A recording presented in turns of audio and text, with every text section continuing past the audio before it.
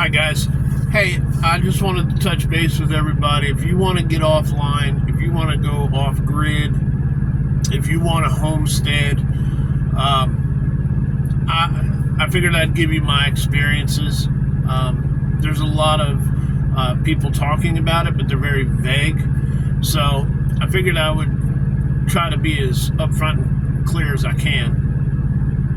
About 2.5 years ago, my wife and I decided that we were going to take our 4 kids and we were going to go off grid. We were going to homestead. At the time, we were living in Texas, and we weren't really sure how to go about it. You know, we've watched a lot of videos and whatnot, but like I said, there's just not a whole lot of information. So here's what we did. We started talking to real estate agents about buying some land. But this land is extremely expensive. When you start looking at that land, you're going to pay for it. So I went online and started looking around for land for sale.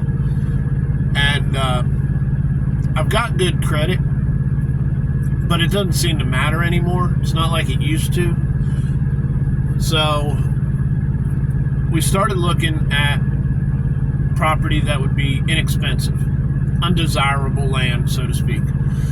And we ran across, the first company we ran across is a company called Billy Land. Now, I've heard good things about Billy Land. We did not use them. We didn't get an opportunity to use them, so I can't give you firsthand advice on that. Basically, they have land, and you bid on your down payment, and then they tell you how much the land payment is and all that.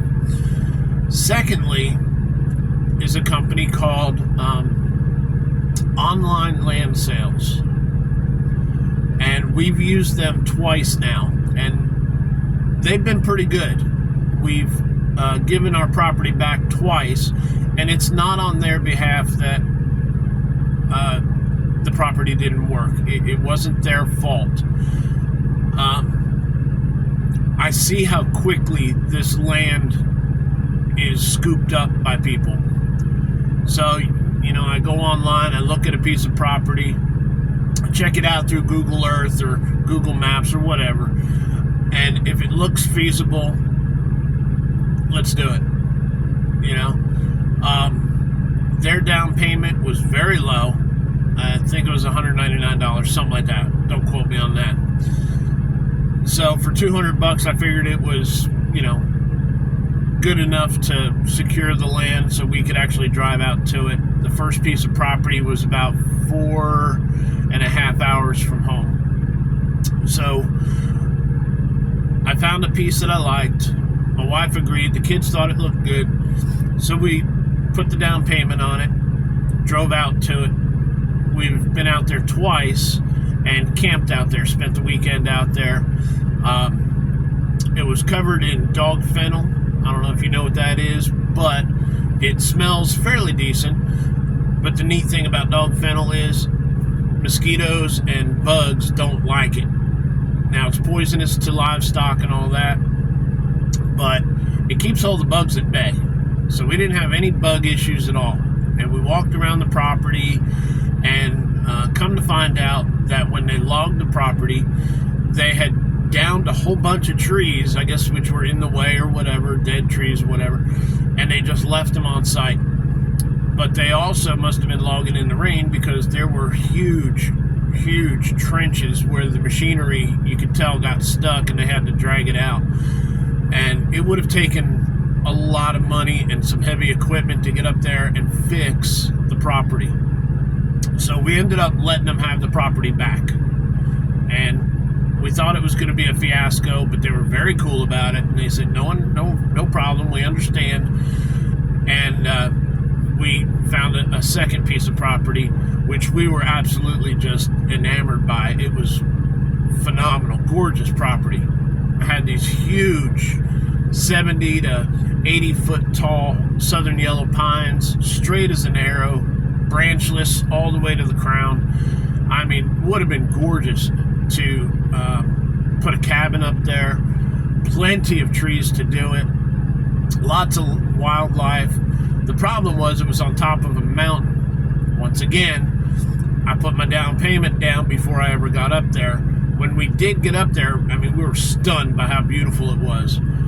The problem is, it was only 7 miles from the center of town, and it took almost an hour to get up there because it was so steep and rocky and very difficult to get up. We made it up there one time with my wife's SUV, a little 2-wheel drive Toyota, but we chose not to bring that car up there again because it took a toll on the car. So I ended up buying a 4x4, and it gets up there fine. The problem is, some of those places, if I had ever put gravel or anything in the bed of the truck, most of it would have come out. It was so steep, it would have poured right out of the bed. And we couldn't get animals up there.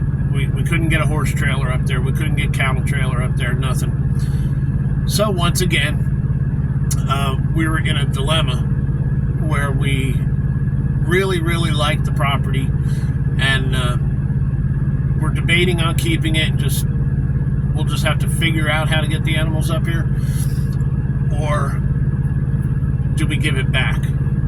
And on our third trip up there, we noticed everything that we had put up there was gone. And there were lots of people that lived up on the mountain, and we got to talking with them, and it turns out that there's a gentleman that claims he owns the property, and he has for over a decade. Well, it turns out that online land sales, when I talked to them about it, they're saying that he didn't pay for the property. He quit paying or missed some payments or whatever, but he went into default, and they resold the property. In his head, he still owns it, and at this point, I'm not going to risk my wife and kids over a piece of property. Okay, I don't know this guy. I don't know how crazy he is. So, needless to say, we gave it back. I found out that they're a third party for a company called Classic Country, who sells land, and it's owner financed, low down payment, no credit checks, and like I said, we got good credit. We couldn't afford the land that these folks were wanting to charge for it.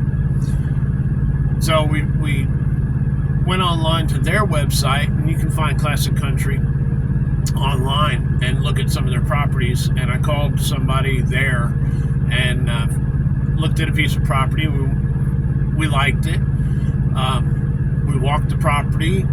Looked like it would do what we needed it to do. It was easy to get to. Getting animals out there wouldn't have been a problem. Getting supplies out there wouldn't have been a problem.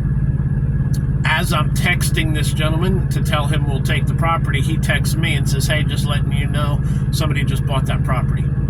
So it goes quickly, very, very quickly, and I got frustrated, and we started to drive back to town, and by the grace of God, we pulled over, and we're just kind of sitting there at the house, and our first piece of property got us looking in this area. The second piece of property got us to move up here and rent a place here while we were working on the property. The third piece of property was just frustrating. And the fourth piece of property, I saw it. I went and looked at it. My wife and I and the kids all went and looked at it. We got covered by chiggers. And very quickly, I'll take it. Text the guy, let him know. He sent me all the information. We did basically everything from our phone or from the computer at the house, and now we own that property. So you may have to jump through some hoops, but the land is out there. The opportunity to get out of the rat race is out there. Sometimes you gotta fight through it, but it's there. So good luck. I hope some of y'all find this helpful. If you do, great. If you have any questions, feel free, holler back at me, leave me a message. I'll answer the best I can. God bless you.